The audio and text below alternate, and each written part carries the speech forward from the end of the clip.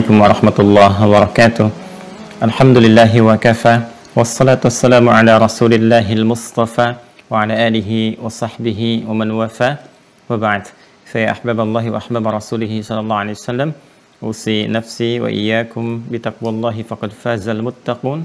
Fala tamutunna illa wa antum muslimun. Faqala ta'ala ya ayyuhalladzina amanu taqullaha haqqa tuqatih wa la tamutunna illa wa antum muslimun. Saudara-saudariku, bersyukur pada Allah Subhanahu wa taala kembali kita dipertemukan dalam kajian di Ahad subuh kali ini.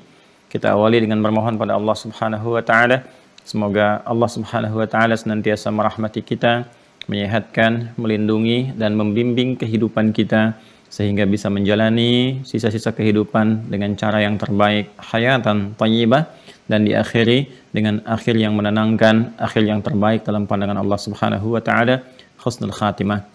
Pun demikian kita bermohon pada Allah Subhanahu wa taala, semoga saudara-saudari kita yang sampai detik ini belum beriman, belum bersyahadat, dikuatkan hatinya, jiwanya oleh Allah Subhanahu wa taala, dilancarkan lisannya untuk bersyahadat sebelum wafat dan kembali kepada Allah Subhanahu wa taala.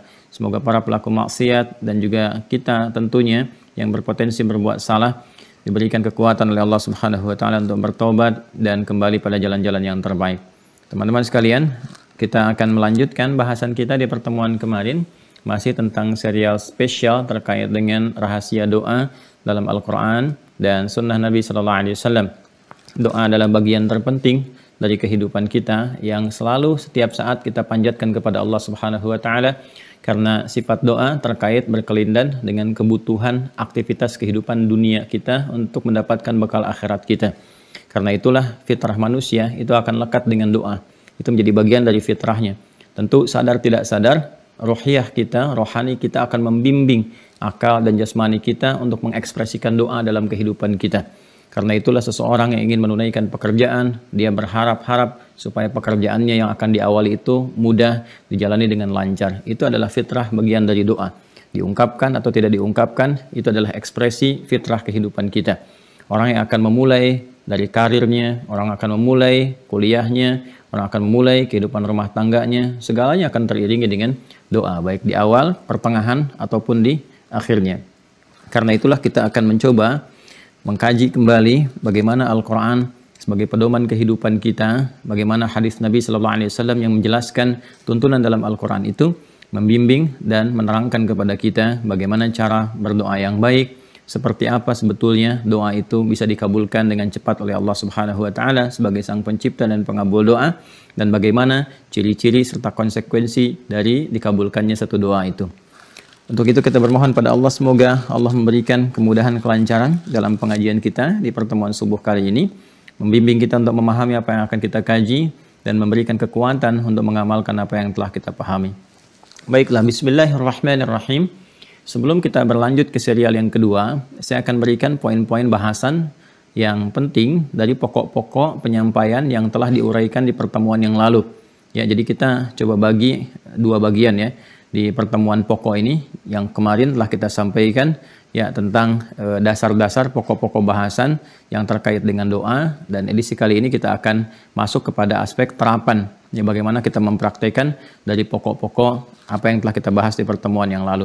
Saya coba tuliskan di sini supaya teman-teman juga bisa memahami ya apa yang tengah kita kaji dan mudah untuk kemudian kita sambungkan kepada pertemuan berikutnya. Ini yang kita bahas di pertemuan yang lalu. Saya coba berpindah ke sini untuk memudahkan. Ayo teman-teman sekalian ya, ini tema pokok kita, judul besarnya rahasia doa dalam Al-Quran dan Sunnah. Ya, saya telah sampaikan kepada teman-teman semua di pertemuan yang lalu. Mohon berkenan untuk mereview di pertemuan hari Sabtu subuh kemarin, bagian pertama dari serial ini, supaya kita mengerti kenapa kita mengambil referensi dari Al-Quran. Saya sudah jelaskan. Ya, kemudian juga kenapa kita mengambil referensi dari As-Sunnah, sehingga keduanya ini memberikan pedoman kepada kita untuk menemukan rahasia dalam doa. Ya, jadi bagaimana doa diungkapkan, seperti apa perjanjiannya, bagaimana kemudian kita bisa mendapatkan jawaban yang cepat dan sebagainya, dan kenapa kita memilih Al-Quran dan As-Sunnah sebagai referensi. Itu di pertemuan yang lalu sudah saya sampaikan. Kemudian yang kita bahas di pertemuan yang lalu pertama adalah tentang esensi perjanjian atau komitmen Rabbani. Ada komitmen yang telah terjadi dan dilakukan ya antara kita sebagai makhluk, sebagai hamba Allah Subhanahu wa taala dengan Allah Subhanahu wa taala saat mulai awal proses penciptaan yang kemarin saya terangkan di Quran surah ke-7 gitu ya, di ayat 172. Nah, disinilah kita mengambil perjanjian atau komitmen dengan Allah Subhanahu wa taala tentang hak dan kewajiban dalam berkehidupan, ya, dalam menjalani kehidupan di dunia untuk mencari bekal pulang kembali menghadap Allah Subhanahu wa taala. Di sini kita berjanji berkomitmen menuhankan Allah Subhanahu wa taala, ya, dan saat yang bersamaan Allah pun memberikan gambaran kepada kita akan kewajiban-kewajiban yang akan Allah berikan sepanjang hak Allah pun kita penuhi. Ya, apa di antaranya? Di antaranya Allah Subhanahu wa taala kemudian memperkenalkan nama dan sifat rububiyahnya yang kita ketahui kemarin ya diperkenalkan dengan nama Rabb, ya. Rabb. Di sini terkandung sifat rububiyah dari mulai perhatian, pendampingan, pemberian segala yang dibutuhkan, ya kan? Kemudian juga menyehatkan dikala sakit, memaafkan dikala salah dan mau kembali, mengampuni dosa-dosa kalau ditaubati, demikian seterusnya segala kebutuhan-kebutuhan kita itu, nah itu kemudian terjamin dengan sifat dan nama yang melekat kepada nama Rabb ini. Ya, ini sudah saya jelaskan. Dan dengan tawaran ini untuk berkomitmen kita pun bersyahadat dengan mengatakan bala syahidna. Ya, masih ingat ya Quran surah ke-7 ayat 172. Kemudian komitmen ini diingatkan. Ini yang penting ya setiap hari supaya kita tidak mengatakan kami lupa, karena itu proses yang terjadi di dalam rahim. Ya, usia 4 bulan seperti saya terangkan di pertemuan kemarin ketika Allah berfirman, "Wa idza akhadha rabbuka min bani adama min zuhurihim dzurriyyatahum wa asyhadahum ala anfusihim alastu birabbikum." Ya, qalu bala syahidna. Ini proses yang terjadi, saya telah uraikan, dan di hadis Nabi Al-Arba'in kemarin, hadis yang keempat, riwayat Abdullah bin Mas'ud radhiyallahu taala anhu, dijelaskan bahwa proses ini terjadi dalam usia 4 bulan. Saya mohon izin agak cepat menjelaskan karena saya merangkum intisari dulu sebelum kita berpindah pada tahapan berikutnya. Ya. Kemudian dari sini bersyahadat, kita berkomitmen, Allah pun memberikan jaminan kalau benar syahadat kita, komitmen kita, maka Allah akan berikan segala kecukupan yang menjadikan hidup kita menenangkan dan menyenangkan. Ya, sebagaimana itu menjadi bagian dari fitrah kehidupan di dunia saat Nabi Adam mulai diturunkan untuk menjalani misinya. Quran surah kedua ayat 38. Ya. Qul nahbitu minha jami'a fa imma ya'tiyannakum minni huda faman tabi'a hudaya fala khaufun 'alaihim wa la hum yahzanun. Nah, kemudian teman-teman sekalian, dari sini kita komitmen bersyahadat bala syahidna. Setelah itu kemudian Allah ingatkan setiap hari dalam pergantian antara waktu supaya kita ingat syahadat itu, ingat kembali kepada Allah. Dan pengingat itu, perhatikan baik-baik, pada hakikatnya bukan hanya mengingatkan komitmen syahadat kita, ya, tapi juga komitmen dari, ini poin yang paling pentingnya, dari syahadat yang telah kita ungkapkan itu ada komitmen Allah, ya, untuk memberikan segala kebutuhan, untuk memberikan segala pendampingan terkait kehidupan kita. Jadi kalau diingatkan 5 kali dalam sehari Allahu Akbar, ya kan? Asyhadu an la ilaha illallah, demikian sampai dengan ujungnya, itu sesungguhnya kalimat bukan hanya membangkitkan kembali sinyal-sinyal iman dalam tubuh kita, ya, sinyal-sinyal syahadat itu, tapi juga mengingatkan, hei, kalau kamu jaga itu, aku mudahkan hidupmu, ya, aku berikan kelancaran dalam kehidupanmu, aku angkat penyakit itu, aku berikan jalan-jalan terbaik dalam kehidupan sepanjang engkau benar, ya, menunaikannya, sepanjang engkau benar mengamalkan dan berkomitmen tentang apa yang telah engkau ungkapkan itu. Jadi ada feedback yang Allah berikan kepada kita, ya. Nah, kemudian setelah itu tentunya ini tidak berlangsung begitu saja, ada penyiapan-penyiapan atau persiapan-persiapan spiritualnya, ya, di antaranya diberikan isyarat di Quran surah ke-40, ya, dengan namanya Al-Mu'min, kan, atau juga disebut juga dengan surah Al-Ghafir di ayat yang ke-60, ya. Kemarin sudah kita sampaikan di sini Allah Subhanahu wa taala menyampaikan, meminta kepada kita untuk berdoa, bermohon, ya, kepada Allah Subhanahu wa taala, dan Allah berjanji akan mengabulkan. Jadi di sini ada sesuatu yang sangat menarik, ya, ketika Allah mengatakan wa qala rabbukum ud'uni astajib lakum. Pertama, nama yang disebutkan mengingatkan kepada komitmen perjanjian, yaitu Rabb.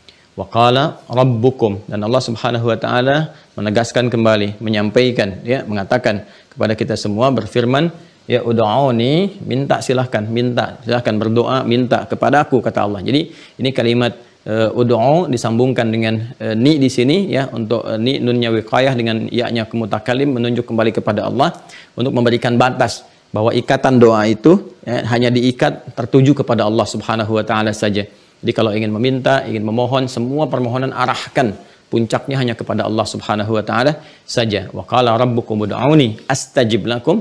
Maka ketika doa ditujukan kepada Allah, kata Allah, komitmen yang Allah tegaskan, aku akan jawab. Aku akan kabulkan sepanjang itu menjadi bagian dari kebutuhan hamba, bukan sekedar memenuhi keinginan yang tidak menjadi bagian dari kebutuhan, ya kan?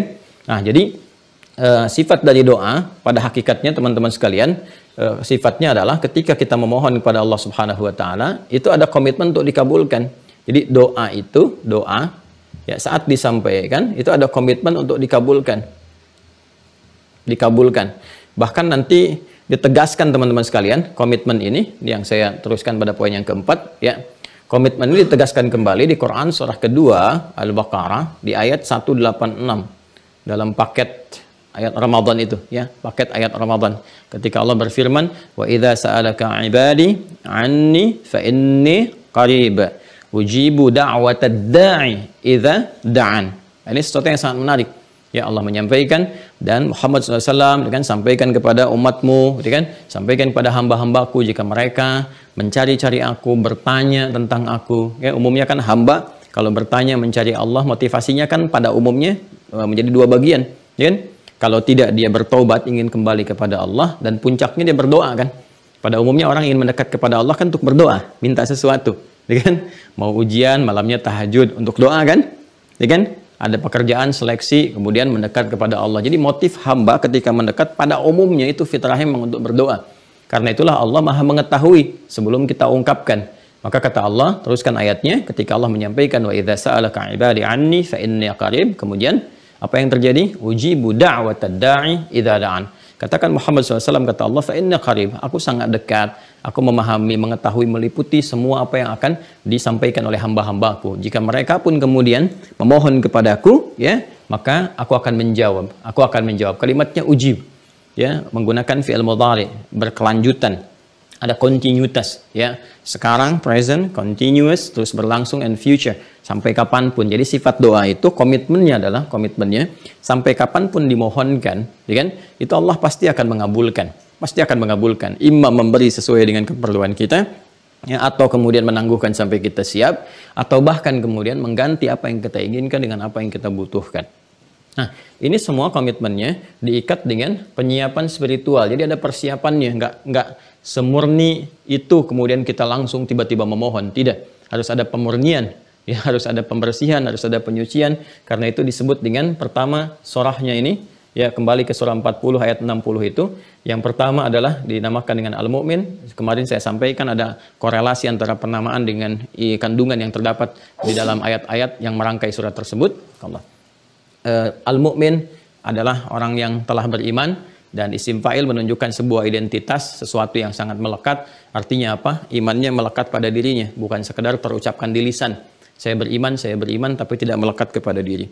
Dan iman yang melekat kepada diri ini, kemarin saya sampaikan, itu bisa terlihat dari perilaku, dari ekspresi, ya kan? Yang nampak pada setiap hamba. Nanti ada cahaya kan, nuruhum yas'a baina aydihim wa bi aymanihim. Cahaya iman ini akan memberikan sebuah pancaran pada bagian-bagian tubuh kita untuk menunjukkan ekspresi berbeda antara pemilik iman dengan yang belum beriman. Ya, karena itu nanti iman-iman ini akan merespon, baik itu respon-respon spiritual untuk menunaikan ibadah ritual, seperti kalau adzan Allahu Akbar, ada getaran tuh di hati. Itu getaran iman namanya. Getaran iman ini menggerakkan tubuh kita dari mulai ditembuskan ke akal untuk berpikir, sudah adzan nih, saya belum siap-siap, gitu kan? Kemudian direspon kaki melangkah, tangan siap-siap berwudu dan sebagainya. Ini yang dimaksudkan di Quran surah ke-8 Al-Anfal di ayat yang kedua. Innamal mu'minun. Ya, ini jamak dari kata mu'min tuh mu'minun. Innamal mu'minuna alladzina idza dzukirallahu wajilat qulubuhum. Sungguh orang-orang beriman yang sejati itu cirinya kalau disebutkan nama Allah ada getaran di jiwanya. Itu getaran iman, pancarannya. Ya, wa idza tuliyat 'alaihim ayatuhu zadatuhum imana wa 'ala rabbihim yatawakkalun. Dan bila dibacakan, ditambah lagi gitu kan, untuk mengetes, menguji parameternya, tambah lagi, dibacakan ayat-ayat Allah kepadanya, nah, bertambah keimanannya. Artinya pancaran keimanannya semakin kuat. Yang memberikan gambaran ekspresi, kadang-kadang kita dengar Quran yang bergetar, ada yang menangis, gitu kan? Anda yang merasakan kedamaian dan sebagainya, itu pancaran iman. Ya, wa 'ala rabbihim yatawakkalun, dan dengan itulah kemudian hubungannya dengan Rabbnya tuh, Rabb kan? Ya, kembali ke Rabb. Ya, hubungan dengan Rabbnya itu menjadi semakin dekat, jadi semakin terikat. Kalau sudah dekat, Masya Allah semakin kuat iman, belum diungkapkan dan dikabulkan. Ya, seperti apa yang saya pernah sampaikan di kisah-kisah orang terdahulu, dan nanti kita akan urai detailnya seperti apa. Ada kisah para nabi yang berdoa, ada kisah orang-orang saleh dan sebagainya, dan bagaimana ada di antara mereka yang belum meminta dengan lisannya, tapi terlintas di pikirannya Allah sudah kabulkan. Bahkan apa yang belum terlintas, apa yang mereka butuhkan, Allah siapkan min haitsu la yahtasib itu. Ya. Nah, kemudian teman-teman sekalian, ini jadi untuk meminta, memohon kepada Allah itu, penyiapan spiritualnya harus melahirkan sifat iman yang kuat, mukmin, yaitu yakin tanpa ragu, ya. Yakin tanpa ragu. Nah, dan ini adalah iman yang sejati. Ini yang menjadi parameter cepat tidaknya doa terkabulkan, ya. Jadi kalau keimanan kita semakin kuat, semakin kuat, semakin kuat, semakin tinggi, teman-teman sekalian. Nah, ini akan memberikan dampak pengaruh ya kepada permohonan kita untuk mengguncang sampai cepat sampai kepada arsy gitu. Jadi di situ pengabulan akan semakin cepat diberikan. Dan syarat iman ini ditegaskan juga nanti korelasinya di Quran surah kedua Al-Baqarah ayat 186 tadi. Jadi kalau kita teruskan ayatnya, wa idza sa'alaka 'ibadi 'anni fa inni qarib ujibu da'watad da'i idza da'an falyastajibu li wal yu'minu bi. Lihat, wal yu'minu bi. Nih. La'allahum yarsyudun. Jadi tetap ya, ini bukan, sekali lagi ya, bukan mengarang atau menyampaikan atau pikiran, tidak, tapi kita mencoba melihat bagaimana Al-Quran memberikan penegasan dan detail dari ayat-ayat Al-Quran yang lainnya. Itu dikenal dalam ilmu tafsir dengan tafsirul Quran bil Quran, tafsirul ayat bil ayat. Nanti ada tafsirul Quran bis sunnah, dengan nanti ada tafsirul ayat misalnya dengan ataupun hadis bil ijma, ya, bi aqwalil ulama dan sebagainya. Itu ada turunan, ada maratibnya, ada urutan-urutan tertentunya.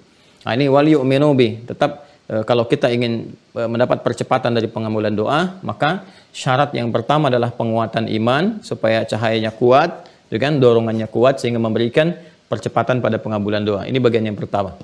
Nah, kemudian ini iman sejati ini, teman-teman sekalian, nggak akan mungkin cahayanya muncul ya kalau hati kita keadaannya tidak bersih.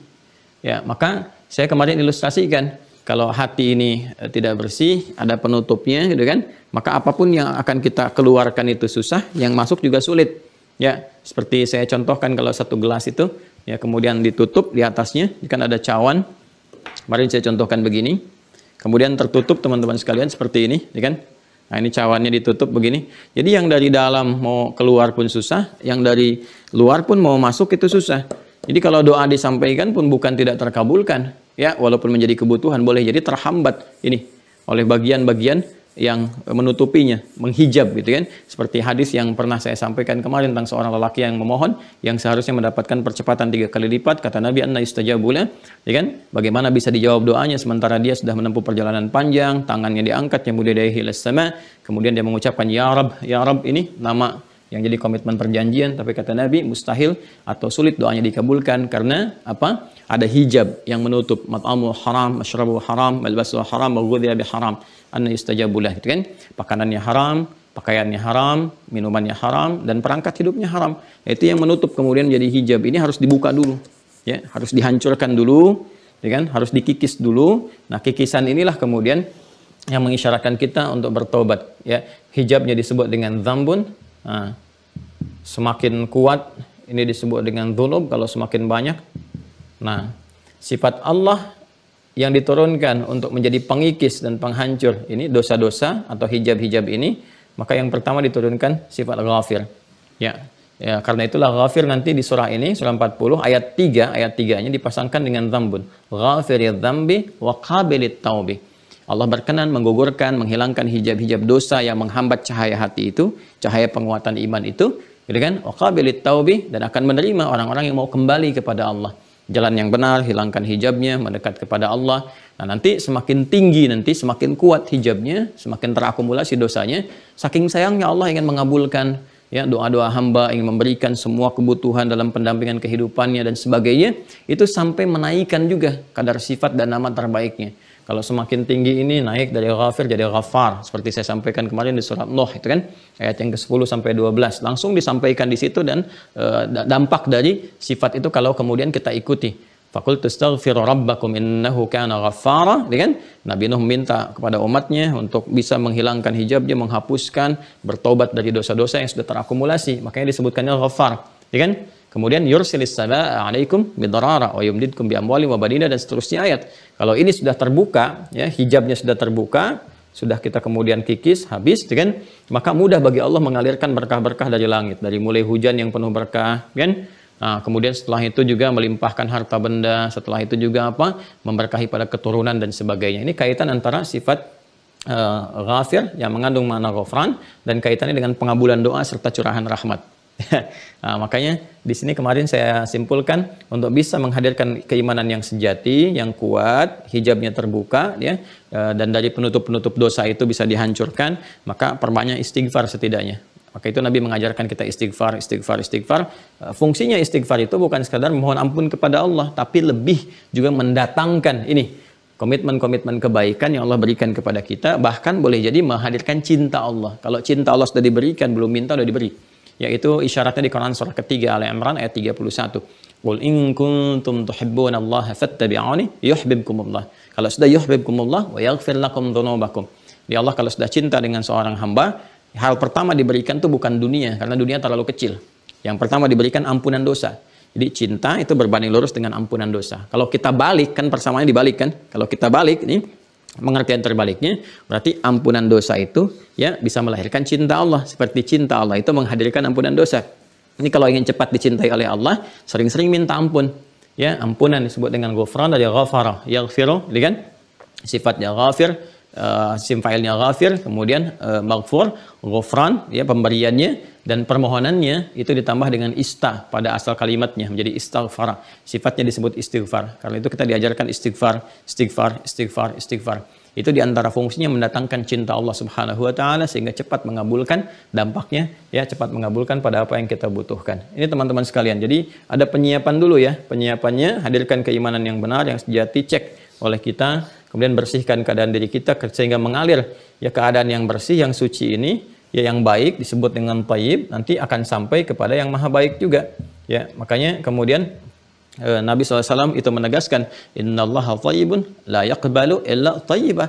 Sungguh Allah itu maha baik, maha suci, tidak menerima kecuali dari yang baik-baik dan dari yang suci-suci. Itu isyaratnya diantaranya dalam hadisnya, dalam sunnah Nabi SAW. Nah, semua apa yang kita kerjakan ini terkolerasikan oleh Allah Subhanahu wa taala, semuanya ini tersinergikan, kemudian dibuat, ya, ditegaskan dalam satu pernyataan yang Allah tegaskan lewat firman-Nya bahwa semua aspek yang kita kerjakan ini adalah ibadah. Ya.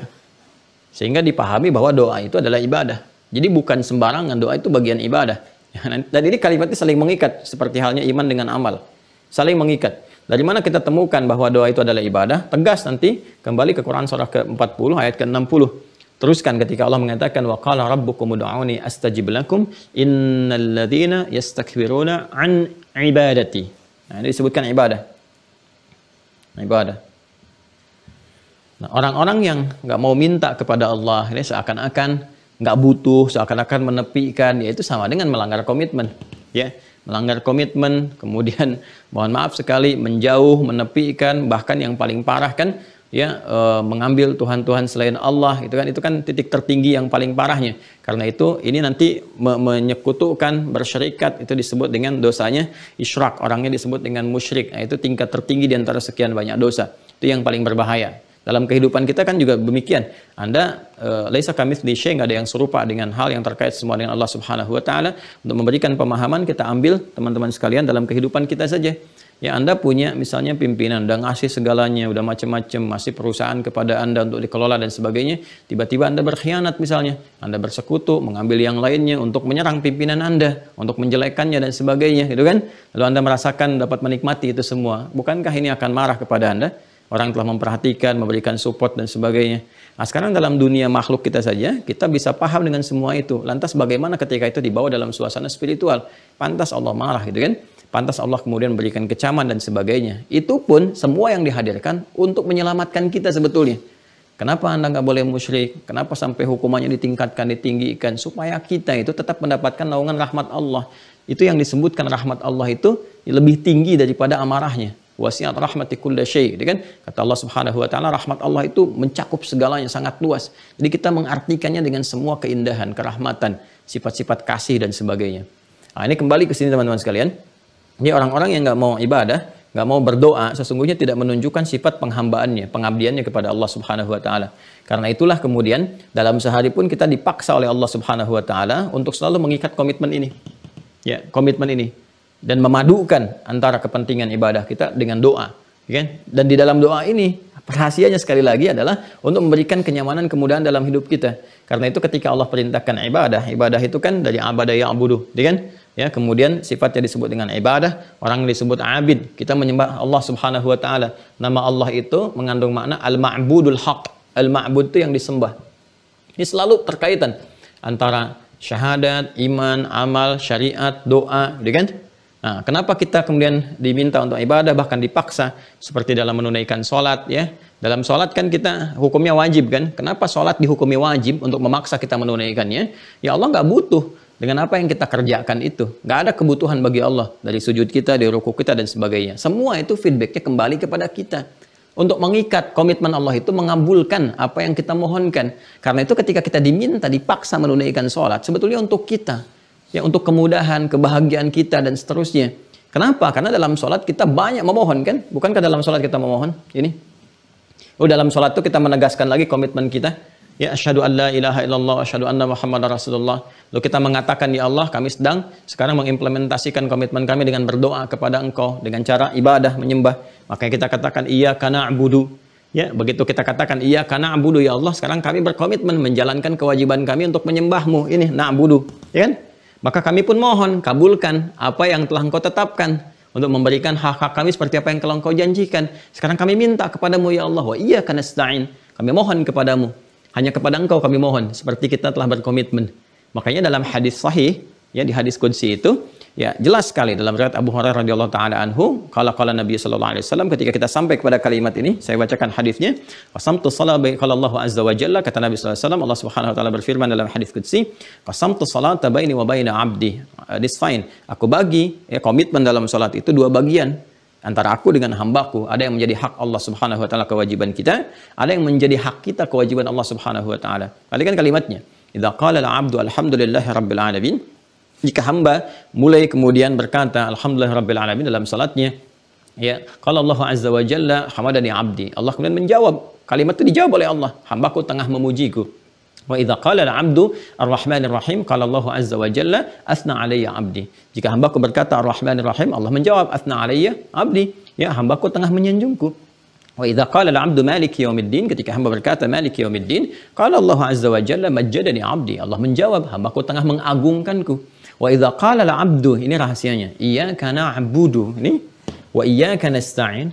Ya Allah, sekarang kami tegaskan, kami komitmen hanya kepada Engkau kami beribadah, ibadah. Dan di antara makna ibadah itu doa. Ya, Engkau meminta kami ibadah, ya Allah. Kami tunaikan sekarang. Wa iyyaka nasta'in.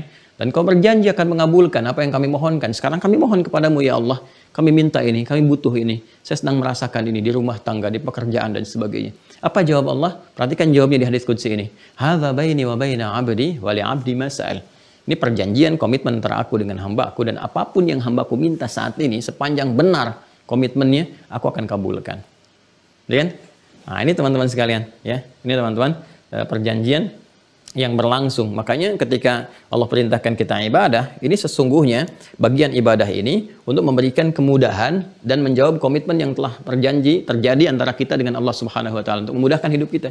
Makanya ketika diminta salat, kan, teman-teman sekalian, salat, dan Anda bertanya kenapa mesti salat, diperdengarkan 5 kali sehari jawabannya. Hayya 'alas shalah, ayo salat. Ya, cepat kamu siap-siap, cepat kamu siapkan untuk mendekat pada Allah, salat untuk ibadah. Anda bertanya, kenapa saya mesti salat? Hayya 'alal falah.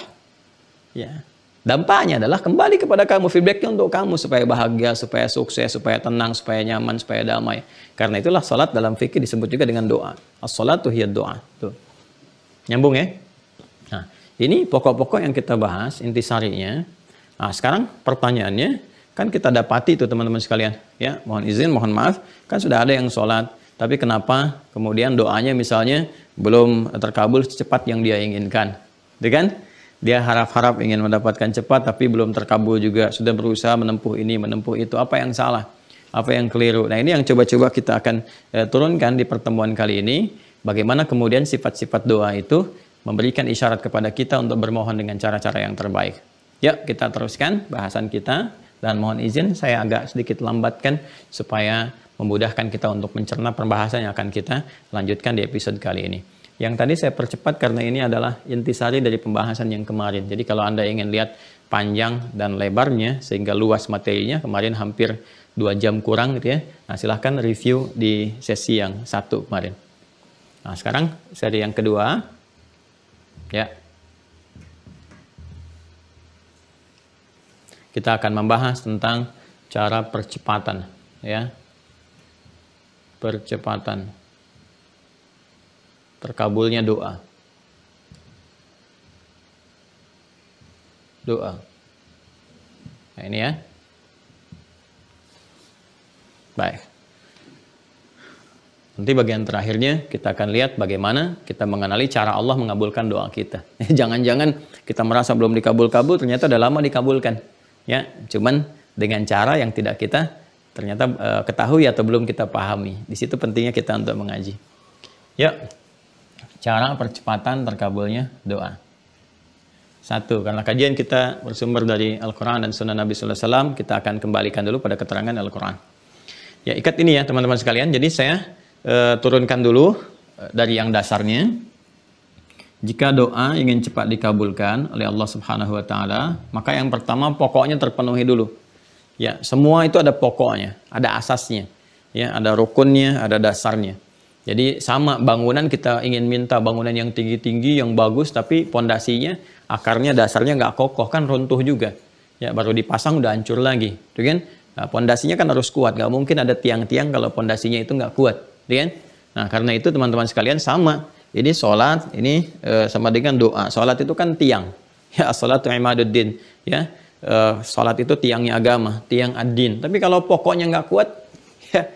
Sholatnya juga ya istilah apa tuh bahasa Rusianya belang betong ya, belang betong gitu ya, bisa dikerjakan bisa enggak, bisa malas bisa ini, kalau lagi semangat naik, kalau lagi malas turun kan, jadi persoalan gitu ya. Nah, karena itu tiang itu bisa tegak kalau pokoknya itu kuat ya.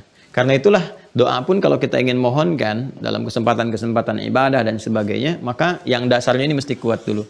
Ini kita turunkan dari sini teman-teman sekalian. Jadi pertama, dasar doa itu ada 2, ya kan? Pertama adalah taubat. Nah, ini sudah tadi saya terangkan, ya, kaitan-kaitannya teman-teman sekalian. Di sini dalilnya, isyaratnya Quran. Jadi kalau nanti teman-teman ditanya dalilnya apa, bisa menguraikan. Quran surah ke-40, ya kan? Di ayat yang ketiga dan, ya kan? Ayat ke-60, kemudian isyaratnya nanti di Quran surah ke Nuh ya, surat Nuh surat 71 di ayat ke-10 sampai 12. Nah, itu gambarannya. Jelas ya? Ini surah Ghafir dengan namanya, ya, kemudian ini surat Nuh ya, nanti dengan turunannya. Jadi ini ketentuan pertamanya, bersihkan. Dampaknya apa? Kaitan antara taubat dengan istighfar terkait dengan pengabulan doa. Ini dasar utamanya. Nah, kemudian prakteknya kita simpulkan dengan istighfar. Tergantung kadar dosanya ya, tergantung kadar dosanya. Jadi kalau misalnya kita merasakan biasa, nanti dosa itu bisa dilihat nanti penampakannya teman-teman sekalian pada perilaku dan kecenderungan kita untuk ibadah. Ingat ya, pada perilaku dan kecenderungan kita untuk ibadah atau kepada kesolehan. Ya, kepada kesolehan. Karena saya sering sampaikan, dosa itu kan menutup cahaya iman, gitu kan? Cahayanya redup, kalau redup maka cahaya ini semakin redup, semakin sulit untuk memberikan bimbingan kepada bagian tubuh kita untuk berekspresi. Ekspresi bagian dari pekerjaan itu disebut dengan amal. Amal yang disupport oleh cahaya iman disebut dengan soleh namanya. Karena itu iman dengan amal soleh seringkali disandingkan dalam Al-Quran. Wal 'ashr innal insana lafi khusr illa alladziina amanu wa 'amilus shalihat. Wa basyiril ladziina amanu wa 'amilus shalihat, kan? Nah, gampangnya kalau kita merasakan cahaya iman itu sedang redup sehingga amal soleh itu sulit untuk muncul, ini satu pertanda bahwa ada naktah sauda, kata Nabi di hadis Muslim, ada kotoran-kotoran yang menutup itu. Ya, kotoran-kotoran ini disebut dengan dzambun. Semakin terakumulasi semakin malas. Ya, semakin tinggi tingkatnya malah berbalik. alih-alih beribadah beramal saleh malah bersikap yang salah, bahkan mengecam bagian-bagian tertentu yang Allah perintahkan untuk diekspresikan dalam ibadah. Loh kok jadi mulai nggak suka sholat, ya, jadi mulai menyoal orang-orang yang senang baca Quran, jadi mulai anti syariat dan sebagainya. Padahal dirinya mengatakan di lisannya saya Muslim. Nah itu jadi persoalan serius dari akumulasi doa. Nah ini nanti terapinya agak berbeda, ya, terapinya agak berbeda di sini. Butuh juga orang-orang sekitaran untuk mendoakan. Karena itu saya sering minta kepada kita ya bahwa setiap hamba itu punya hak untuk soleh. Karena itu dia harus memenuhi kewajiban. Kita juga bantu dengan mendoakan, dengan mendorong, memberi jalan sampai peran kita itu maksimal. Sehingga saat ditanya oleh Allah, kamu punya tetangga, aku tempatkan tetanggamu itu yang ingkar supaya kamu bisa menjadi jalan dakwah untukmu. Minimal kamu doakan, minimal kamu ingatkan. Kenapa kemudian kamu malah sibuk dengan misalnya mencelanya, meninggalkannya dan sebagainya. Kadang-kadang berpikir kita mesti agak jauh juga gitu ya. Mungkin mendapati tetangga yang kurang baik, kita berada dalam keadaan yang Allah nilai baik untuk memberikan aura kebaikan itu sehingga menyebar dan menjadikan bagian dari kehidupan bertetangga kita menjadi lebih baik. Balik ke sini teman-teman sekalian. Jadi ini gambarannya, ya, minta untuk beristighfar. Kemudian dengan taubat itu nanti Allah terima. Dari situ turun cinta Allah Subhanahu wa taala dan turunan-turunannya bisa mempercepat pengabulan. Nanti ayatnya juga bisa bertambah gitu ya. Termasuk nanti di sini turunannya di Quran surah ketiga ayat 31. Pada kalimat yuhibbukumullah wa yaghfir lakum dzunubakum. Ya. Cara melatih istighfar saya pertajam ya dasarnya yang belum saya terangkan di sini. Cara melatih istighfar supaya melahirkan kekhusyuan untuk istighfar. Nanti ada waktu dasarnya. Nah, di waktu dasar ini nanti kalau sudah terbiasa, itu akan refleks kita dalam setiap keadaan. Istighfar. Ya, bahkan cepat. Kalau di bahasa Quran itu di Quran surah ketiga ayat 133, Al-Imran ayat 133, paling kanan sebelah atas di mushaf, itu kalimatnya dikerjakan dengan cepat. Saking cepatnya seakan nggak ada jeda. Wasari'u ila maghfiratim mir rabbikum. Kembali ke Rabb lagi ke sini. Ya.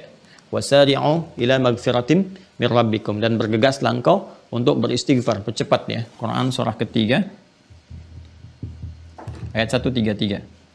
Wasari'u ila maghfiratin min rabbikum wa jannatin 'arduha as-samawati wal ardu u'iddat lil muttaqin. Bergegaslah engkau untuk membiasakan istighfar. Ada sara'a, ya kan? Awas hati-hati teman-teman sekalian. Ada sa'a itu berbeda.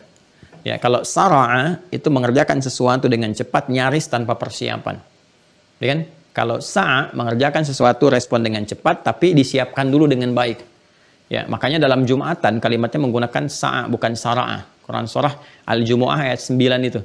Ya ayyuhalladzina amanu idza nudiya lis-salati min yaumil jumu'ati fas'au ila dzikrillah. Bergegas untuk siap-siap kalau disuruh di hari Jumat, bergegas untuk menunaikan ibadah Jumat itu. Tapi kan bukan tiba-tiba langsung datang, persiapan dulu. Ya, menyempurnakan wudhunya, mandi besar dulu, pakai kemudian wangian dan sebagainya sehingga sempurna keadaannya. Itu sa'a namanya, ya kan? Nah, di antara turunan maknanya bergegas. Kita juga sa'i kan? Di dalam sa'i itu kenapa disebut dengan sa'i? Karena ada sesuatu yang kita lakukan dengan agak cepat. Ya, berjalan cepat untuk perempuan, kalau laki-laki berlari dari kecil agak cepat. Tapi bukan berarti tanpa persiapan, ada persiapannya dulu sebelumnya. Disiapkan dengan tawaf, siapkan fisik, siapkan macam-macam. Kalau sara'an tidak, ya nyaris tanpa persiapan cepat. Artinya kalau ada merasakan dosa, dzambun, kesalahan di pagi hari ini misalnya atau siang hari ini, jangan tunggu malam untuk istighfar, segera saat itu. Kata Allah wasari'u, segera istighfar. Istighfari di waktu itu, istighfari. Ya, salah lihat, astagfirullahaladzim, gitu kan? Ya, salah dengar, astagfirullah, dengar sesuatu yang nggak baik, astagfirullah. Istighfari saat itu. Ya, karena ketika Anda menunda sampai malam hari, kesalahan di pagi hari untuk Anda rencanakan di malam hari istighfar, boleh jadi maut datang lebih cepat dari apa yang kita duga. Ya, jadi di sini pentingnya kita memahami turunan-turunan atau korelasi antara ayat satu dengan ayat yang lainnya. Tapi kalau kita ingin membiasakan, melatih jiwa kita untuk refleks beristighfar sehingga menjadi kebiasaan dari hidup kita. Sehingga saat di mobil bisa istighfar, di rumah bisa istighfar, gitu kan, dan macam-macam. Nah, ini waktu yang terbaiknya itu di waktu sahar. Sahar. Ya. Sahara ya, jamaknya disebut dengan ashar. Ada di Quran surah ke-51 ayat ke-18. Kemudian juga kita temukan di Quran surah ke-3 Al-Imran. Ya, di ayat ke-16. Baik ya. Dah teman-teman sekalian? Baik, yuk kita lihat di sini Quran surah 51 ayat 18. Ini latihan untuk istighfar ya. Ya, wabil ashari hum yastaghfirun. Di kanan, agak ke tengah. Wabil ashari hum yastaghfirun. Ada kebiasaan orang-orang takwa yang akan menjadi calon penghuni taman surga, gitu kan? Nah, kalau kita baca dari ayat 15-nya, innal muttaqina fi jannatin wa 'uyun, kan akhidhina ma atahum rabbuhum innahum kanu qabla dzalika muhsinin kanu qalila minal laili ma yahja'un. Ayat 18-nya, wabil ashari hum yastaghfirun. Wabil ashari hum yastaghfirun. Dan di waktu-waktu sahar itu mereka banyak beristighfar pada Allah Subhanahu wa taala. Banyak beristighfar. Jadi waktu sahar ini kapan? Waktunya waktu singkat, ya, menjelang subuh setelah tahajud. Jadi kalau sekarang misalnya subuh 4:08, gitu kan? Nah, ini kurang lebih lah jam 4, ya 4 kurang misalnya 5, gitu kan? Ya kurang lebih 10 sampai 15 menit, ya, menjelang ke waktu subuh. Astagfirullah, astagfirullah, astagfirullah, astagfirullahalazim alladzi la ilaha illa huwal hayyul qayyum wa atubu ilaih, kan? Jadi banyakin istighfar, istighfar, istighfar, istighfar. Jadi kalau teman-teman membiasakan ini semua, nanti akan refleks. Istighfar itu jadi cahaya iman. Nanti kalaupun ada salah, cepat tuh. Di tangan salah diistighfari. Jadi hilang tuh dosa di tangan. Di mata diistighfari, hilang dosa di mata. Jadi pandangan kita nanti akan ada pandangan iman namanya. Ya, pandangan iman itu ada cahayanya, menatap, selalu mengarah pada kebaikan. Jadi begitu ada yang nggak baik tuh langsung refleks dipalingkan. Itu yang dimaksudkan Quran surah 24 ayat 30. Wa qul lil mu'minina yaghuddu min absarihim. Katakan pada pria-pria beriman, ya kan? Maka semakin tinggi cahayanya, membimbing matanya untuk menatap, yaghuddu min absarihim, dia akan memalingkan. Palingkanlah pandanganmu itu dari yang tidak baik. Ya, perempuan bagaimana? Ayat 31 itu perempuan. Wa qul lil mu'minati yaghuddna min absarihinna. Demikian seterusnya. Nah, jadi kita latih ini. Dan itu disetarakan oleh Allah, orang-orang yang berlatih istighfar, itu disetarakan oleh Allah itu dengan 4 pengamal lainnya. Yang 4 ini pun teman-teman sekalian akan menjadi bagian dari ciri khas orang istighfar. Ya, disebutkan tadi di Ali Imran. Ya, as-sabirina was-sadiqina wal-qanitina wal-munfiqina wal-mustaghfirina bil ashar.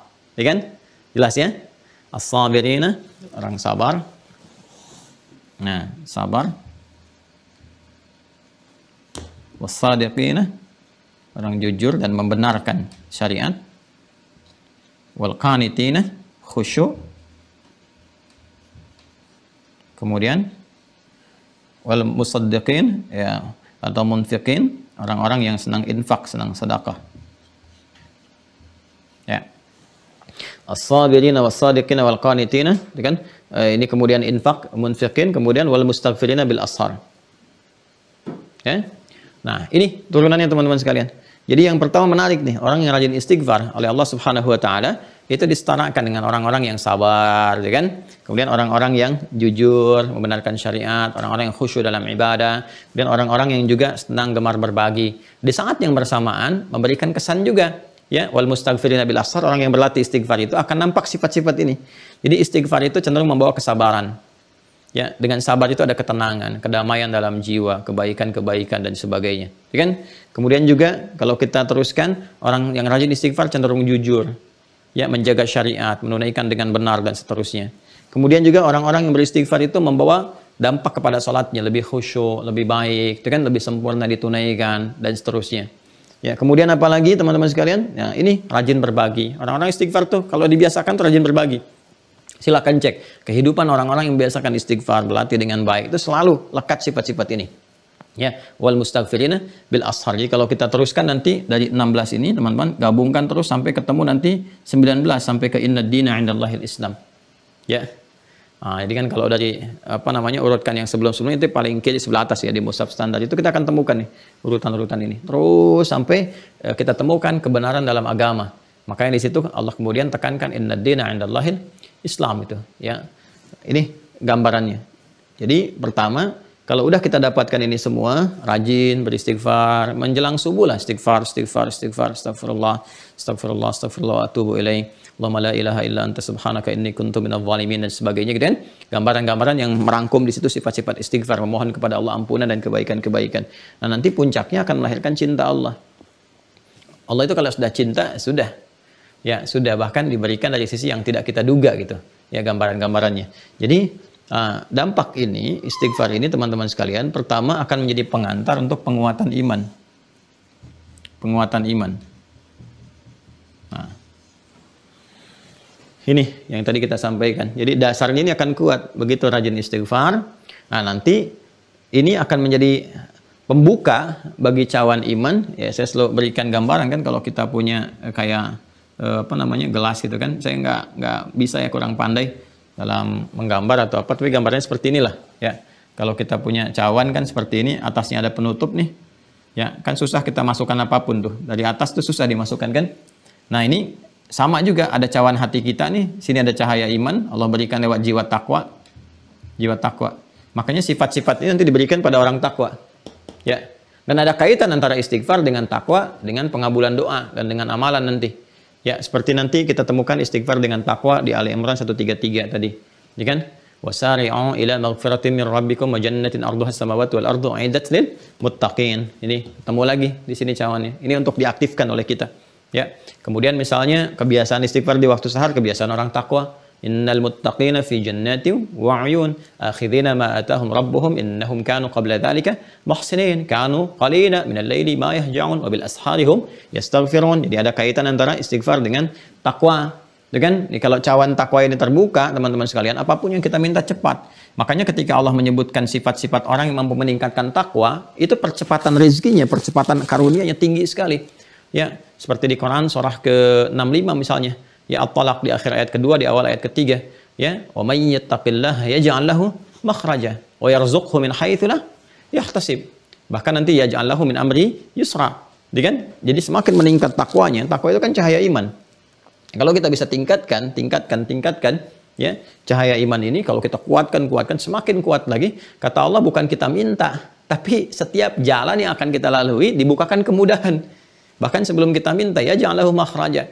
Ya, makhraja itu nakirah bentuknya, ya umum sifat. Jadi segala hal di rumah tangga, di pekerjaan dan sebagainya. Seperti orang-orang lalu telah mendapatinya sampai mereka kemudian bingung caranya bersyukur kepada Allah. Fa bi ayyi ala'i rabbikuma tukadziban. Jadi mensyukuri nikmatnya itu, ada orang yang untuk mensyukur itu, ya Allah bimbing saya untuk bersyukur atas nikmat yang telah Engkau berikan ya Arhamar Rahim. Itu saking indahnya merasakan kenikmatan yang Allah berikan. Baik kalau sudah ada halawatul iman, kan? Ini semakin meningkat. Wa yarzuqhu min haitsu la yahtasib, bahkan urusan rezeki. Urusan rezeki demikian. Nah, caranya bagaimana supaya cahaya takwa, cahaya iman ini kuat? Nah, maka ini dibuka dulu sekat-sekatnya nih, dihilangkan dulu.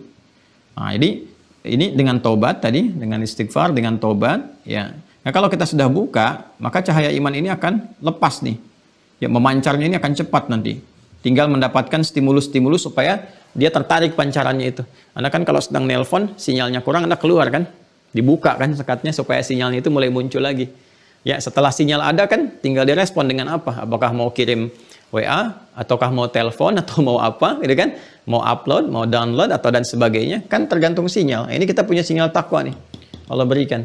Tinggal kita buka dulu nih. Nah, setelah kita buka, teman-teman sekalian, tinggal ada penguatan keimannya kan. Iman sudah siap, ada cahaya takwa di dalam iman ini, tinggal dikeluarkan. Nah, kita butuh stimulus untuk mengeluarkannya. Dalam penguatan iman ini. Ya kan? Jadi kita buka dulu, supaya ada cahaya, ada getaran imannya, getaran cahayanya. Nah, nanti getaran ini akan bisa kita cek 5 kali dalam sehari. Ini ilmiah ya, cuman mungkin pendekatannya lebih apa ya? Lebih kontemporer lah ya cara kita membahasnya. Kalau kita temukan kan di narasi kitab-kitab tafsir atau fikih tekstual. Cuman saya ilustrasikan supaya mudah dipahami. Ya. Nah, cara mengecek getaran ini teman-teman sekalian apakah baik atau tidak, sudah ada siap atau belum, dicek nih 5 kali Allah berikan pengecekan kepada kita lewat azan. Azan. Ya. Nah, di azan ini kita diingatkan untuk panggilan ya. Panggilan yang menjadikan komitmen kita terikat dengan pencipta kita yaitu Allah Subhanahu wa taala. Maka disebutkan nama Allah 5 kali dalam sehari untuk mengecek kekuatan sinyal iman kita. Ada nggak kekuatan sinyalnya? Kan? Nah, di situ kemudian Allah jelaskan di Quran surah ke-8 maaf. Surah ke-8 ayat kedua. Ya, ini Quran surah ke-8 Al-Anfal di ayat yang kedua. Ya, maka disebutkan dengan adatul hasri di sini innama adatul hasri untuk membatasi, ya. Nah, innamal mu'minuna, sungguh orang-orang yang masih punya sinyal iman itu, kekuatan iman itu, nih, terbatas pada yang begini. Jadi kalau kita ingin ngukur yang paling standar kekuatan iman kita, cahaya iman kita itu, iman sejati kita, ya, maka ukurannya idza dzukirallahu wajilat qulubuhum. Jika disebutkan nama Allah, nanti ada getaran, ya, ada respon ya di dalam kolbunya. Ini kan saya pernah terangkan, kalau ini kolbu, teman-teman sekalian, ini kolbu nih, kolbu ya. Kolbu. Nah, Di dalam kolbu ini ada nafas. Ini kalau ini kolbu. Nah, di dalam kolbu ini ada nafas. Nah, inti jiwa kita. Jadi kalau ini kolbu besar, di dalamnya ada nafas. Ini. Nah, sini. Di dalam nafas nanti ada lagi dua potensi spiritual kita. Yang pertama nanti disebut dengan jiwa takwa. Yang kedua fujur. Seperti sering saya terangkan. Nah, takwa dengan fujurnya saling berlawanan. Ya, yang ini misalnya semua dorongan kebaikan, jujur, gitu kan, sabar, ya, kemudian rendah hati dan sebetulnya dan seterusnya. Jujur, sabar, rendah hati. Nah, ini lawannya. Kalau ini ada jujur, takwa, di fujur itu misalnya ada dusta. Ya. Kemudian sabar, di sini ada amarah, misalnya kan. Rendah hati, di sini ada sombong, ya kan? Demikian seterusnya. Tawadu, sini ada riya, demikian seterusnya. Ya. Nah, ini diciptakan yang fujur ini untuk menjadi katalis supaya yang ini muncul. Ya. Bagaimana bisa ketahuan sabar kalau nggak ada amarah? Jadi amarah itu diciptakan bukan supaya kita marah-marah. Ya, tapi kemarahan itu diciptakan supaya memunculkan kesabaran, melatih kesabaran. Jadi kalau kita melihat ada di pasangan hidup, misalnya suami atau istri nampak kemarahan, nah itu sesungguhnya ada ujian kesabaran di balik itu. Jadi Allah ingin mengaktifkan ya dan meningkatkan ini sinyal-sinyal takwa sehingga kualitasnya meningkat untuk menghadapi ujian yang lebih besar di masa depan. Jadi yang sekarang problem ini dihadapi di rumah tangga misalnya, sebetulnya itu penyiapan untuk tantangan lebih besar lagi. Dan tantangan ini kan berbanding lurus ya, itu senapas dengan pemberian anugerah. Ya, jadi kita lompat sedikit nih, ujian paling lulus dengan sabar, paling lulus dengan pahala, ya kan? Jadi kalau Anda misalnya ingin mendapat pahala dan puncaknya kedekatan dengan Allah, nggak ada hal tertinggi di balik kedekatan dengan Allah, itu yang paling tinggi, ya. Waridwanullahu akbar. Jadi ridha Allah, kedekatan dengan Allah itu yang tertinggi. Di ujian sama dengan sabar sama dengan pahala. Jadi kita nggak mungkin dapat pahala, ya, selain dari ujian. Jadi ujian itu diberikan kepada kita untuk meningkatkan kualitas hidup. Di antaranya apa? Dapat pahala. Ujian mendekatkan pada kesabaran. Ya, ini konsepnya di Quran surah ke-2 ayat 155 sampai 157. Qul nabluwannakum bisyai'in minal khaufi wal ju'i wa naqsin minal amwali wal anfusi wath thamarat wa basyyiris sabirin. Sabar. Ya, jadi sabar awalnya ujian. Wala nabluwannakum, bala, ini ujian ini. Ya. Kemudian setelah itu apa? Ya, alladzina idza asabathum musibah qalu inna lillahi wa inna ilaihi raji'un. Ulaika ayat 157-nya, ulaika alaihim salawatun min rabbihim wa rahmah wa ulaika humul muhtadun. Ini dapat pahala, dapat bimbingan, dapat kemudahan. Jadi feedback dari sini, dapat ini, dari sini dapat feedbacknya kemudahan hidup. Pahala untuk akhiratnya, dunia kemudahan hidup. Terbentang luas gitu. Dan innallaha ma'as sabirin, dekat dengan Allah Subhanahu wa taala. Jadi, tatkala Allah memberikan ujian-ujian, nih teman-teman sekalian, ya, berupa ada amarah, ada macam-macam untuk meningkatkan kualitas hidup kita supaya kesabaran kita itu meningkat. Kalau sabarnya sudah meningkat, maka kedekatan dengan Allah bertambah. Tantangan apapun di masa depan, kalau semakin kuat, semakin tinggi, jiwa kitanya semakin lapang, dekat dengan Allah, mudah, semua jadi kecil. Besar jadi kecil, ya, jadi ringan, apalagi pakai pergerakan iman. Betapa banyak masalah besar itu menjadi kecil dengan hamparan sujud saja, dengan menggunakan iman, hamparan sejadah, sujud, selesai. Tapi banyak pekerjaan, ujian-ujian kecil menjadi besar karena kita menampilkan ego sentris, gitu ya. Pusat ego dunia kita, ya, yang ditampilkan tuh kedudukan, jabatan, gelar, harta dan sebagainya, nggak akan selesai. Nah, balik ke sini, asalnya demikian. Jadi ini konsepsi semuanya baik nih, konsepsi semuanya baik. Mensupport ini, mensupport ini, mensupport ini. Saya nggak akan bicara lebih jauh lagi. Anda bisa lihat nanti ini tentang ini yang telah saya terangkan panjang lebar. Bagaimana setan berpengaruh, menjauhkan kita dari takwa, mengaktifkan ini sehingga muncul di nafsu. Saya ingin begini saja. Jadi ini selalu memberikan pengaruh nih teman-teman sekalian. Ini disupport oleh malaikat, ini disupport oleh setan. Ya, bukan mensupport sebetulnya, mengarahkan, diprovok. Ya, ini disupport oleh malaikat, ini diprovokasi oleh setan. Itu bahasa yang benarnya. Ya, dan ini menariknya terjadi terus setiap hari dari mulai bangun tidur sampai tidur lagi. Makanya sering terjadi pertentangan dalam diri kita. Mau ngerjakan apa hari ini? Apakah A ataukah B? Selalu ada pengaruh. Nah, karena selalu itu bergolak, pergolakan itu disebut dengan kolbu bahasa Arabnya. Ya, dari kata koluba. Ya, sesuatu yang selalu bergejolak.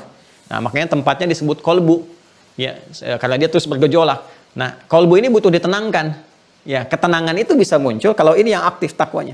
Makanya Allah utus malaikat untuk mensupport jiwa takwa. Malaikat disebutkan 88 kali dalam Al-Quran. Memang setan tidak berhenti. Setan pun disebutkan 88 kali dalam Al-Quran. Jadi semakin ini ditingkatkan, ini berusaha. Tapi kalau ini kita kuatkan, ini kalah nanti.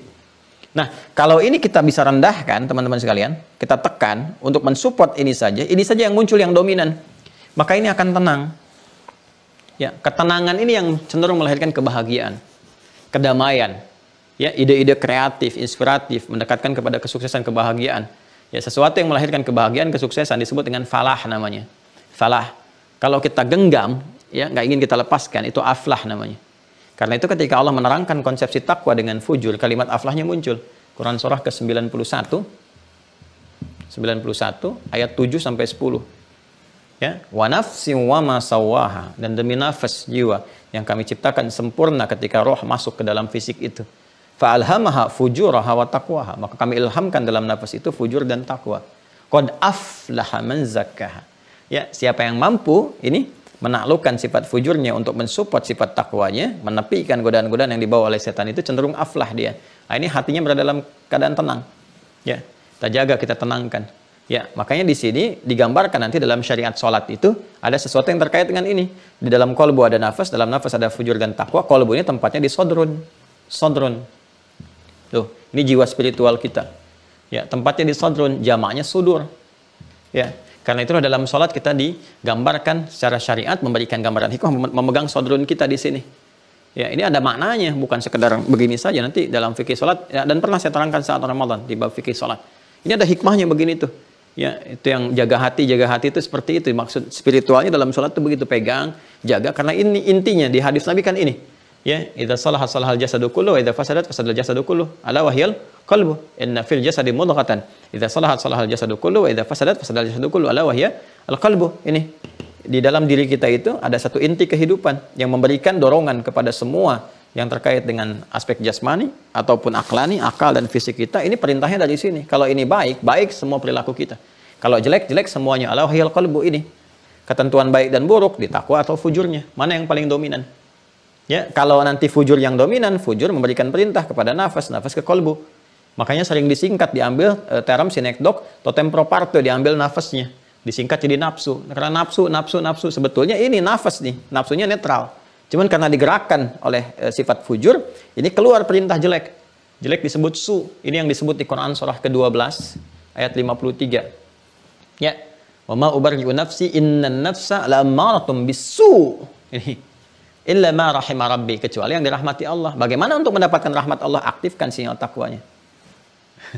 Kompleks ya, tapi insya Allah kita sederhanakan. Kayak kalau kajian kita bawa mushaf ya, catat dulu, nanti lihat nyambung. Insya Allah kalau sudah kita hafal, tahu rangkaiannya, itu enak sekali memahaminya, enak. Dan masya Allah nikmat kita menjalani kehidupan tuh.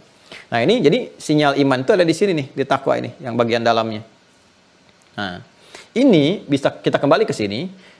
Bisa kita cek, oleh Allah diberikan standar ini 5 kali dalam sehari. Apakah kita predikat iman ini sudah menjadi mukmin atau masih amanu gitu kan?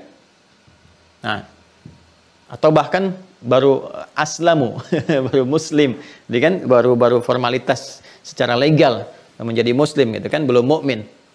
Nah ini teman-teman sekalian, bagaimana mengeceknya? Nah perhatikan sini, 5 waktu dicek. Kan saya silahkan PAW kan, pergantian antara waktu. Dari subuh sampai isya, subuh, zuhur, asar, maghrib, isya. Gampangnya gitu deh kalau bagi aktivitas. Dari pagi ke siang, siang ke sore, sore ke maghrib, maghrib ke malam kan. Nah, itu diantaranya selain kita beraktivitas dunia, cek dulu sinyal iman ada nggak. Maka diperdengarkan ini. Ya, tadi di Quran surah ke-8 itu, lihat yang kedua. Ya, perhatikan baik-baik. Innamal mu'minuna, ini mu'min, jamak dari kata mu'min, jamaknya mu'minun. Innamal mu'minuna, menggunakan adatul hasri, ini pakai innama. Sungguh orang-orang beriman sejati itu bisa dicek imannya. Idza dzukirallahu, kalau disebutkan nama Allah, idza dzukirallahu wajilat qulubuhum. Qulubuhum jamak dari kata qalbun, jamaknya qulub. Nah. Ya. Wajilat qulubuhum, ada getaran di jiwanya. Jadi ketika disebutkan Allahu akbar, ada getaran iman.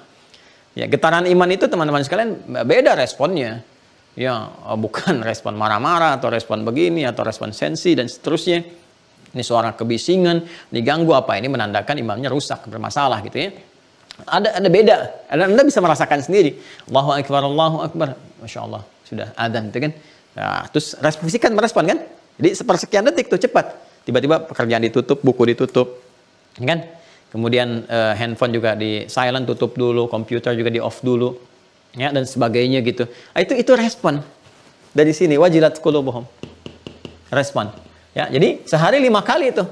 Ya, karena khawatirnya gini, pagi-pagi ada respon, sorenya enggak. Ini yang kata Nabi, ya yusbihu mu'minan wa yumsi kafira. Subuh-subuhnya beriman, ada kok bisa gitu sorenya kufur. Akan tiba masa itu kata Nabi, dan sekarang bisa terjadi. Bisa terjadi gitu.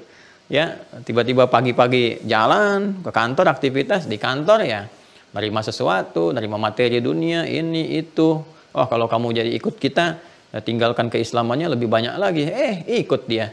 Jadi paginya beriman, sorenya kufur. Ya, ada yang sorenya beriman, paginya kufur, sorenya sama pasangannya gitu kan dikatakan, aku sudah punya keyakinan begini, kalau nggak ikut ya udah kita putus aja. Dia pikirin sampai malam nangis-nangis dan sebagainya, itu kan karena imannya nggak kuat, luluh tuh, ya, dengan angin surga, ya anginnya aja, gitu. Nyampe alam kubur hilang semua tuh. Jadi hati-hati ya, hati-hati nih teman-teman. 5 kali nih.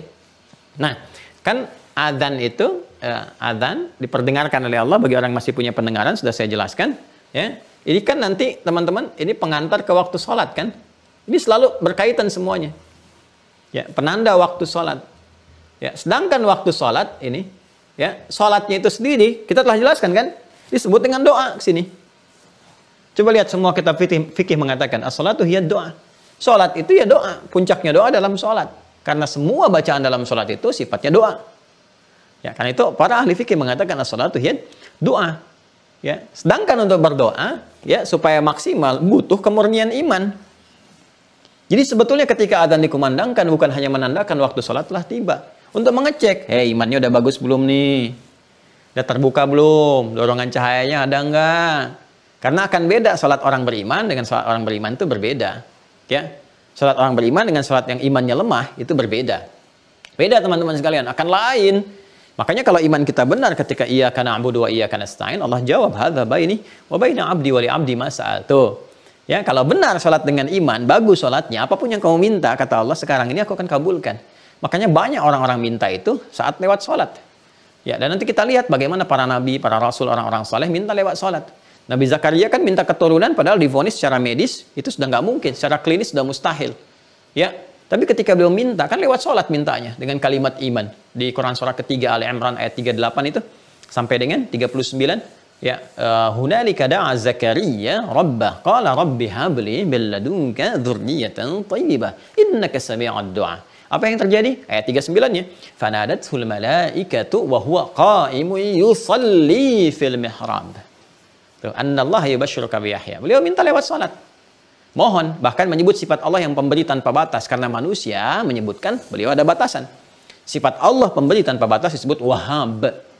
Ya, kalau kita meminta, memohon, kita minta dengan kalimat tolabus syai', meminta sesuatu, menyebutkan habli, hablana untuk banyak, untuk sendiri. Beliau mengatakan, qala rabbi habli, ya Allah yang maha pemberi tanpa batas. Mereka semua mengatakan, aku punya keterbatasan, maka aku mohon darimu min ladunka. Ya, aku mohon darimu saja ya Allah yang tidak punya batas dalam pemberian. Aku mohon ya Allah, anugerahkan aku keturunan yang terbaik. Innaka sami'ud du'a, engkau pasti mendengar doaku. Kalau kepada yang maha pendengar pun belum terkabul juga, maka mohon tunjukkan kepada aku dengan cara apa lagi aku mesti memohon dan kepada siapa lagi aku mesti meminta. Fanadatul malaikah. Maka tiba-tiba datang malaikat, diperintahkan oleh Allah. Wa huwa qa'imun yusalli fil mihrab, sedangkan Nabi Zakaria masih berdiri menunaikan salat. Dalam salatnya dia minta kepada Allah, ya. Ya. Anallahu yubashshiruka bi Yahya, turun malaikat menyampaikan, Allah menjawab, kau akan punya anugerah satu anak, ya, namanya Yahya. Langsung namanya diberikan oleh Allah Subhanahu wa taala. Ini dahsyat. Ya. Nanti banyak lagi kisahnya. Nah, ingin saya turunkan teman-teman sekalian. Sekarang lihat korelasinya ya. Nah, dipanggil kita sehari itu untuk mengecek ini sinyal-sinyal iman kita, apakah aktif atau tidak, jiwa takwanya bagus atau tidak, ya. Kemudian panggilan ini adalah panggilan yang mengantarkan kita pada waktu sholat, teman-teman sekalian.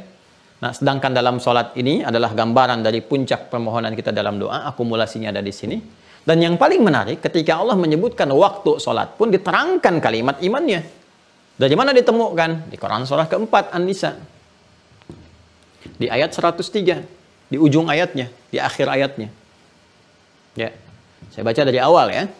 فَإِذَا قَضَيْتُمُ الصَّلَاةَ فَاذْكُرُوا اللَّهَ قِيَامًا وَقُعُودًا وَعَلَى جُنُوبِكُمْ Fa idza tuma'nantum faqimus shalah. Lihat ujung ayatnya. Innas salata kanat 'alal mu'minin. Iman lagi. Innas salata kanat 'alal mu'minina kitaban mawquta. Sungguh salat itu ditetapkan oleh Allah Subhanahu wa taala bagi orang-orang beriman itu mengetahui waktu-waktunya. Jadi waktunya ditetapkan oleh Allah bagi siapa? Orang-orang beriman ini. Ya, jadi kalau orang-orang beriman itu mengerti waktu sholat. Dan apa korelasinya dengan pembahasan kita saat ini? Ketika Allah tetapkan, nih di Quran surah keempat ayat 103, Allah tetapkan waktu-waktu sholat. Ya, kemudian waktu-waktu ini dijadikan juga panggilannya sebagai parameter iman untuk mengecek sinyal imannya di Quran surah ke-8 ayat kedua. Jadi ketika Allah tetapkan waktu-waktu sholat, bukan sekedar ingin menandakan waktu sholat tiba, tapi untuk menguji iman itu sinyal kuat nggak? Ya, bagus nggak? Siap nggak nih? Ya. Disupport nih, distimulus dengan amalan-amalan supaya muncul, supaya doanya keluar. Kalau doa keluar, rahmat turun. Itu pemahamannya. Makanya ketika kita menunaikan sholat, ya feedbacknya apa? Hayya 'alal falah. 2 kali itu, hayya 'alal falah, hayya 'alal falah. 2 kali, kali 5, 10 kali. Sekali diingatkan, belum sadar, ya diterima lah. 2 kali, ya diberi perhatian. 10 kali nggak ingat juga. Lantas bagaimana mengingatkannya lagi, Joni? Tuh, Joni datang lagi tuh. Ya. Nah, jadi ini teman-teman sekalian gambarannya tuh. Ya. Nah, jadi diingatkan setiap hari. Nah, kalau kita ingin melihat iman kita kuat atau tidak, gampang ukurannya ketika disebutkan nih di waktu-waktu sholat ini, lihat parameternya. Semakin dia mengingat waktu ini, bahkan jauh sebelumnya, ini menandakan kekuatan iman yang dahsyat. Ini baru subuh tadi kan. Dia udah ingat tahajud lagi. Padahal tahajud itu kan melampaui isya. Ya, belum datang zuhur, asar, belum maghrib, belum isya, belum. Udah ingat tahajud. Allahu Akbar, tadi malam saya tahajud enak sekali. Besok nanti malam, insya Allah. Allah berikan kesempatan saya mau bangun lagi jam sekian. Masya Allah, baru selesai. Teman-teman sekalian, tahajud, subuh udah ingat tahajud lagi. Ini menandakan kekuatan imannya dahsyat. Ya, jadi jangankan fardu, yang sunnah pun kalau tertinggal dia gelisah. Gitu. Sebaliknya. Ya, kalau kita ingin melihat iman yang standar keimanan, standar iman itu ya saat dipanggil dia ingat nih standarnya. Ya, Allahu Akbar, ya Allah, waktunya sholat. Ya kan? Standar iman nih, baru ingat. Ya, walaupun bahasa Al-Quran mengatakan harusnya kita tahu nih, zuhur jam sekian, saya tanya nih, zuhur jam berapa nanti? Asar jam berapa? Maghrib jam berapa? Isya jam berapa? Penting kita tahu, karena itu waktu online kita dengan Allah. Anda itu kalau online rapat, kejar-kejar sampai simpan waktunya kapan. Papa nih waktu rapatnya jam sekian, tulis schedule-nya setiap hari. Tempelin di dinding. Sementara online Anda dengan Allah, sang pemberi rahmat, rizki, segalanya yang sangat menentukan kehidupan kita. Kita nggak hafal waktunya. Terus udah gitu nuntut pengen cepat dikabulkan. Ya, bagaimana cara berpikirnya? Agak-agak sulit memahami jadi. Kita tahu dan menetapkan Allah sang pemberi rezeki, Allah maha segalanya, Allah yang mengabulkan apa yang kita mohonkan, Allah yang memberikan segala rahmat, semua ini cuma wasilah saja. Sumbernya semua kembali kepada Allah. Anda untuk wasilah sampai ditulisin, waktu diatur, sampai belajar untuk mendapatkan itu semua. Padahal semua terkoneksi dengan Allah. Sementara waktu online Anda dengan Allah itu nggak dipelajari dengan baik. Ya, kadang-kadang agak rumit juga ya cara berpikirnya. Hal-hal yang untuk memenuhi kebutuhan dunia yang sementara sampai kita sekolah tuh. Dari mulai TK, S1, S2, ya, SD, S1 tuh SD kan, kemudian S2, SMP, S3, SMA, terus S lagi kan sarjana strata 1, strata 2, magister, doktorat terus sampai tinggi di bidang A. Ya, yang hanya terbawa untuk sementara kehidupan saja. Dapat, pensiun, selesai. Gelarnya sudah selesai sampai sini saja. Udah kan? Kenapa kita tidak serius mempelajari yang terbawa seumur hidup kita? Untuk sholat kita yang paling inti. Jangan-jangan selama ini pun kita ruku, sujud, tapi boleh jadi ada bacaan dan gerakan sholat yang tidak kita pahami. Bagaimana kita bisa khusyuk dalam sholat sementara kita membacakan yang tidak kita mengerti? Bukan kita gitu ya. Mungkin sebagainya. Ya, karena itu, ayo kita masuk dalam golongan orang-orang belajar. Maksimalkan, sempurnakan. Ini teman-teman, feedbacknya tuh selalu kepada rahmat Allah. Ini. Nah, apalagi kalau misalnya dipanggil, ya masih abai itu. Allahu Akbar. Kamu kan muslim. Ini kan dah adzan. Tenang, baru adzan. Belum qomat. Nah, ini berarti imannya di bawah standar. Di bawah standar. Ya kan? Nah, terus kita supportnya. naikin lagi, naikin lagi, naikin. Nah, ini akan menentukan cepat tidaknya terjawab. Karena itu kembali ke Quran surah kedua Al-Baqarah ayat 186. Nah, di antara cara untuk menguatkan pondasi ini adalah, ya, teruskan ayatnya, wa idza sa'alaka 'ibadi 'anni fa inni qarib ujibu da'watad da'i idza da'an falyastajibu li. Falyastajibu li. Maka caranya cepat respon. Jadi apapun yang Allah perintahkan, respon. Untuk menguatkan sinyal iman. Makanya kalimat falyastajibu li disusulkan dengan wal yu'minu bi, iman. Nih. Kenapa kalimat istijabah disandingkan dengan kalimat iman wal yu'minu bi, teman-teman sekalian? Sederhana, karena untuk mengaktifkan sinyal iman ini supaya kuat, kita harus merespon dengan cepat. Panggilan-panggilan iman itu. Ya, hayya 'alas shalah. Tuh, panggilan salat. Respon cepat. Cepat respon. Nah, cepatnya kita merespon itu akan mengaktifkan sinyal iman semakin kuat, dan tandanya bersih cawan hati. Ya, sudah rajin istighfar, rajin merespon, maka la'allahum yarshudun. Allah akan cepat memberikan gambaran petunjuk. Ini cara mengatasi ini begini. Ini cara menghadirkan solusi ini seperti ini. Ini cara cepat mendatangkan rezeki begini, cara mengelolanya seperti ini. Itu dapat deh. Tuh. Ya kan? Nah, sekarang pertanyaannya, bagaimana kita bisa merespon dengan cepat ya stimulus-stimulus yang Allah berikan itu kepada kita untuk meningkatkan sinyal iman kita. Nah, apa saja tuh? Kita harus kenal kan? Allah menurunkan apa saja supaya membuat sinyal iman kita menjadi kuat. Kan kita harus tahu tuh. Ya. Apa nih? Oh, ini memperkuat iman. Apa saja? 1, 2, 3, 4. Itu yang kita kerjain. Begitu kita respon itu semua, teman-teman sekalian, kita respon dengan kuat. Nah, maka apa yang terjadi? Semakin kuat imannya, semakin tinggi, semakin cepat. Begitu ini cepat, ini tinggi, mudah korelasinya dengan ini. Pengabulan doa. Jadi apapun yang diminta sangat cepat sekali. Ya, seperti Maryam mendapatinya. Sampai pamannya bingung kan, Nabi Zakaria itu. Tahu sebetulnya ya dengan sifat-sifat kebaikan, cuma untuk menguji di lisan Maryam apa rahasianya. Ya, di Quran surah ketiga Al-Imran ayat 37 itu, fataqabbalaha rabbuha biqabulin hasanin wa ambataha nabatan hasana. Sudah, kalau sudah iman menguat, sudah bagus, Allah yang merawatnya dengan sempurna, memberikan segala kecukupannya. Kullama dakhala 'alaiha Zakaria al-mihraba wajada 'indahu rizqa. Bahkan pamannya setiap mengantarkan sesuatu sudah ada di situ. Yang luar biasa, bukan musim anggur ada anggur gitu kan. Dan seterusnya.